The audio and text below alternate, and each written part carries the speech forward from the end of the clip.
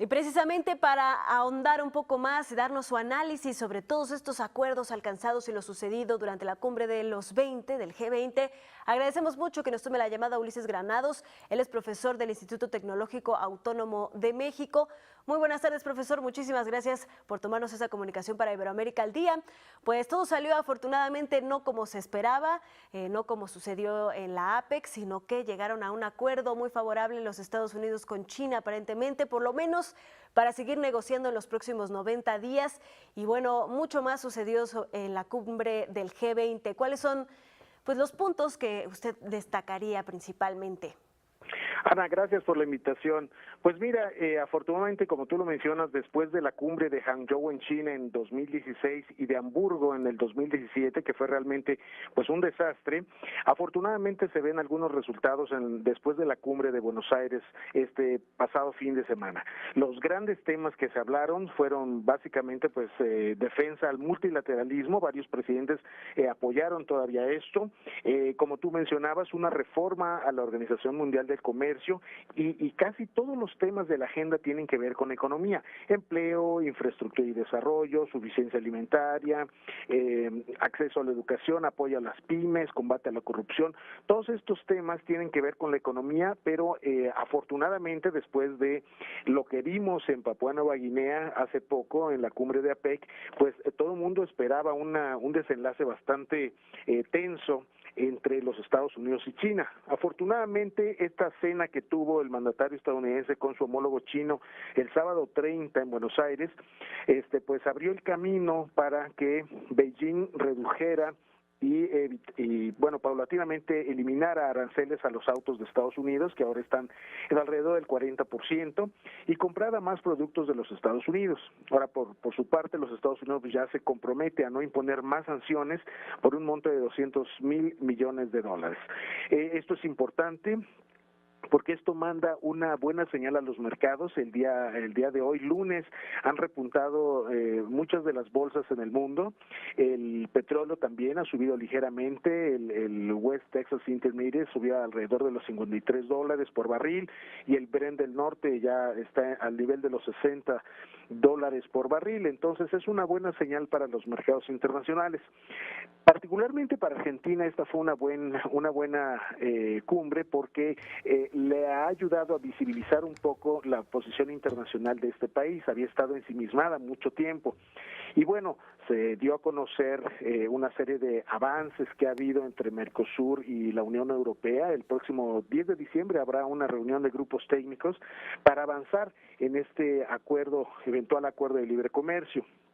Argentina también ha tenido varios acuerdos en términos de infraestructura con Estados Unidos, con China, como tú lo mencionas, muchos acuerdos, 30 convenios, acceso de las cerezas argentinas al mercado chino, y esto es pues muy importante para este país sudamericano, como que le ha dado un impulso en su posición internacional. Ulises, pues parece que lo que estamos viendo, me gustaría que me dijera si estoy en lo correcto, voy por el buen camino o no, es precisamente, pues sí, una protección al multilateralismo, pero también una especie de, pues por lo menos de corrección del rumbo o algo parecido, para también frenar los efectos negativos que ha traído, pues de alguna u otra forma, el libre comercio, el multilateralismo, el comercio abierto, como por ejemplo pues que se afecten algunos derechos laborales, que afecten a las economías de los países. Y bueno, esto con referencia a lo que ha estado sucediendo con Estados Unidos, los acuerdos que se llegaron con China, el propio Tratado de Libre Comercio de América del Norte, incluso pues lo vimos en el discurso de toma de posesión del presidente mexicano este sábado, quien atacó mucho pues, al neoliberalismo, y lo estamos viendo también con el tema del Brexit, ¿no? Donde pues una de las cosas que se intenta proteger es pues defender sus propios tratados de comercio y pues de alguna forma proteger a sus economías. Esto es una buena señal, que se esté pues rectificando en algunos sentidos sobre cómo se ha llevado la economía hasta este momento, porque parecía que nos íbamos al proteccionismo, pero parece que simplemente se están poniendo algunos límites justos y necesarios. Yo creo que sí, mira, esta defensa del multilateralismo y en el marco del neoliberalismo a nivel global también ha demostrado que ha tenido serios problemas y serios efectos colaterales. Por ejemplo, la propia reforma de la Organización Mundial del Comercio pues es resultado de esta posición de muchos países de pues la imposibilidad de liberalizar los productos agropecuarios. En relación con el acuerdo, el TMEC entre México, Estados Unidos y Canadá, es interesante mencionar que dentro de los próximos días aquí en México se va a abrir el debate precisamente sobre una reforma secundaria en el sector laboral. Es importante defender los derechos de los trabajadores, los contratos colectivos.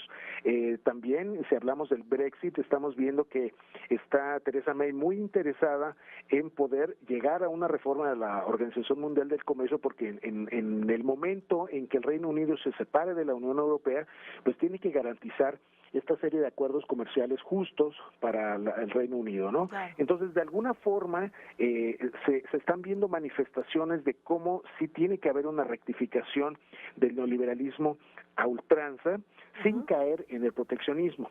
Y como tú mencionas, probablemente es tratar de buscar, los líderes de jefes de Estado y de Gobierno están tratando de buscar este equilibrio precario entre el libre comercio y la protección de los derechos de sus poblaciones.